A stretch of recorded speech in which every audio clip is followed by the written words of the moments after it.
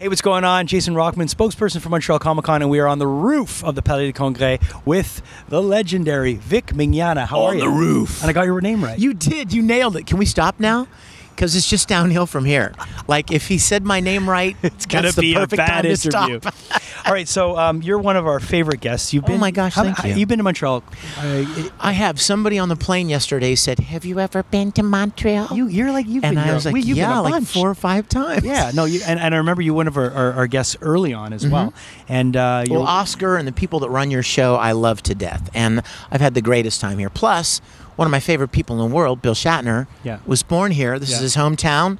So hometown boy coming back home, making good, and coming back to his hometown. I'm excited to be here this year. What do you have on the go? Because I know, you've been involved with so many projects, but what do you have on the go now? Voice acting, I'm still doing as much of that as anyone will let me. Right. So I'm working on 8 or 10 different anime series right now. But my favorite thing is my passion project is Star Trek Continues.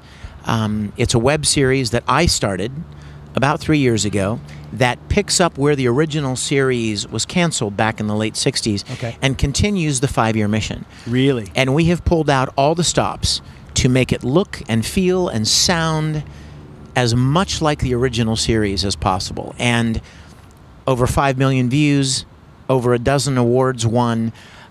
We have 6 full-length episodes online, and it's really wonderful. It's very wonderful, and people have absolutely loved it, and it's so gratifying to be able to. That's my love letter to Star Trek. Do I know? What I mean? Is it obvious who you play? I'll give you one guess. Go ahead, guess. So obviously you're a massive Star Trek fan. I am. And I am. So would you say that even though he's become a friend, Shatner's still somebody you geek out over? Well, I wouldn't say geek out. I would say I have an enormous amount of respect for. You geek out. I love him. Yeah. And I'll tell you why. We're going to get deep here. Here we go. We're jumping into the deep end. When I discovered Star Trek when I was about 9 or 10 years old, and it coincided with my parents' divorce, and my dad left. And I had no dad, no relationship with my dad.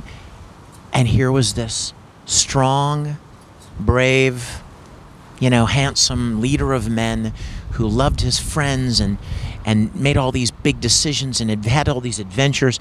And Captain Kirk became kind of a father figure to me. Right. And I actually, I look up to Bill so much for that reason.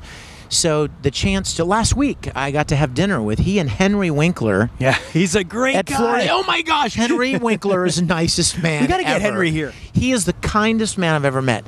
But I had dinner with them at Florida SuperCon a week ago, and I sat there thinking, what is my life? How did this ever happen?